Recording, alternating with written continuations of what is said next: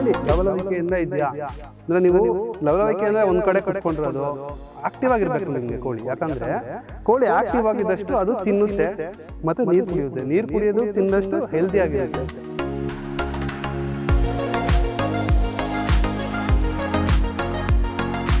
ವಿಜಯ ಕರ್ನಾಟಕ ವೀಕ್ಷಕರಿಗೆ ನಮ್ಮ ನಮಸ್ತೆಗಳು. ನನ್ನ ಹೆಸರು ಶ್ರವಣ್. ನಾನು ಕರ್ನಾಟಕ ರಾಜ್ಯ ಕುಕ್ಕುಟ ಸಂವರ್ಧನಾ ಕೇಂದ್ರದಲ್ಲಿ ತರಬೇತಿಯನ್ನು ಪಡೆದಿದ್ದೇನೆ. ಆದ್ದರಿಂದಾಗಿ ನಾನು ಕೋಳಿಯನ್ನು ನಾನೇ ಸ್ವಂತವಾಗಿ ನಾನು ಸಾಕುತ್ತಿದ್ದೇನೆ. ಇವಾಗ ನಮ್ಮ ಸ್ನೇಹಿತರುಗಳು ಇಬ್ಬರು ಕೂಡ ಮೊದಲನೇ ದಿನ ಹಾಗೂ ಎರಡನೇ ದಿನದ್ದು ಹೆಂಗೆ ನೀವು ಕೋಳಿಯನ್ನು ಸಾಕಣೆ ಮಾಡಬೇಕು ಅನ್ನೋದು ತಿಳಿಸ್ಕೊಟ್ಟಿದ್ದಾರೆ.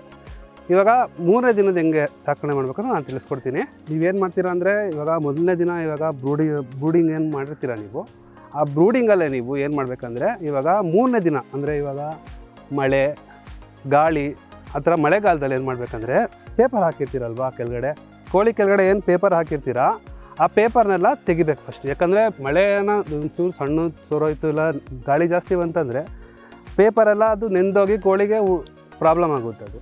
ಸೊ ನೀವೇನು ಮಾಡಬೇಕಂದ್ರೆ ಫಸ್ಟು ಪೇಪರ್ ತೆಗಿಬಿಟ್ಟು ಮೂರನೇ ದಿನ ಏನು ಕಾರ್ಯಕ್ರಮ ಅಂದರೆ ಪೇಪರ್ ತೆಗಿಬೇಕು. ನೀವು ಪೊಟ್ಯಾಷಿಯಮ್ ಪರ್ಮಾಂಗನೇಟ್ ಕಾಲು ತುಳ್ಕೊಂಡು ಪ್ಯಾಥೋಜನ್ಸ್ ಎಲ್ಲ ಹೋಗುತ್ತೆ ಕಾಲಿರೋದು, ಒಳಗಡೆ ಹೋಗ್ತೀರಾ ನೀವು.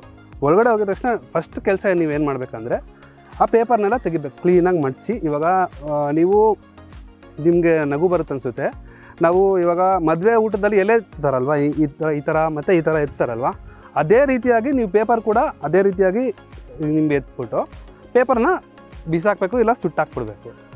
ಸೊ ಅದು ಎತ್ತಿದ ಮೇಲೆ ನೀವು ಕೋಳಿ ಲವಲವಿಕೆಯಿಂದ ಇದೆಯಾ ಅಂದರೆ ನೀವು ಲವಲವಿಕೆಯಿಂದ ಒಂದು ಕಡೆ ಕುತ್ಕೊಂಡಿರೋದು ಆಕ್ಟಿವ್ ಆಗಿರಬೇಕು ನಿಮಗೆ ಕೋಳಿ. ಯಾಕಂದರೆ ಕೋಳಿ ಆಕ್ಟಿವ್ ಆಗಿದ್ದಷ್ಟು ಅದು ತಿನ್ನುತ್ತೆ ಮತ್ತು ನೀರು ಕುಡಿಯುತ್ತೆ. ನೀರು ಕುಡಿಯೋದು ತಿಂದಷ್ಟು ಹೆಲ್ದಿ ಆಗಿರುತ್ತೆ.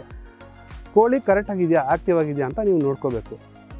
ಅದು ಆ್ಯಕ್ಟಿವ್ ಆಗಿಲ್ಲ ಅಂದರೆ ಯಾಕೆ ಹಂಗಾಗಿದೆ, ಯಾಕೆ ನಿಮಗೆ ಕೋಳಿ ಯಾಕೆ ಆ್ಯಕ್ಟಿವ್ ಆಗಿಲ್ಲ, ನಿಮ್ಮ ಕೋಳಿ ಅದಕ್ಕೇನು ಕಮ್ಮಿ ಆಗಿದೆ, ಉಷ್ಣತೆ ಅಂದರೆ ನಿಮಗೆ ಟೆಂಪರೇಚರ್ ಕಮ್ಮಿ ಆಗಿದೆಯಾ, ಯಾವ ಫ್ಯಾರ್ನೈಟಲ್ಲಿದೆ. ಫ್ಯಾರ್ನೈಟ್ ಮಿನಿಮಮ್ 85 ಫ್ಯಾರ್ನೈಟ್ ಇರಬೇಕು.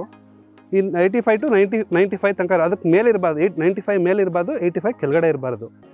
ಸೊ ನೀವು ಅಷ್ಟೇ ಇದೆಯಾ ಅಂತ ನೋಡ್ಕೊಂಬಂದು ನಮಗೆ ಸ್ನೇಹಿತರು ತಿಳಿಸ್ಕೊಟ್ರು ನಿಮಗೆ. ಅಂದರೆ ದೂರ ಇರುತ್ತೆ ಕೋಳಿ ಲೈಟಿಂದ ಹತ್ರ ಹಿಡಿದು ನೀವು ಮೊದಲನೇ ಸಂಚಿಕೆ ಎರಡನೇ ಸಂಚಿಕೆಯಲ್ಲಿ ತಿಳಿಸ್ಕೊಟ್ಟಿದ್ದಾರೆ. ಮೂರನೇ ದಿನದ ಏನಂತ ಯಾವ ಥರ ನೀವು ಇಟ್ಕೋಬೇಕು ಅಂತ ಹೇಳ್ಕೊಟ್ಟಿದ್ದೀನಿ. ಮುಂದಿನ ಸಂಚಿಕೆಯಲ್ಲಿ ಏನಂದರೆ 4, 5, 6, 7 ಏನು ನೀವು ಕೋಳಿ ಇದನ್ನು ಹೆಂಗೆ ನೋಡ್ಕೋಬೇಕು ಅಂತ ನಾನು ನೆಕ್ಸ್ಟ್ ಸಂಚಿಕೆಯಲ್ಲಿ ಹೇಳ್ಕೊಡ್ತೀನಿ. ವಿಜಯ ಕರ್ನಾಟಕ ಚಾನಲ್ನ ವೀಕ್ಷಿಸ್ತಾ ಇರಿ.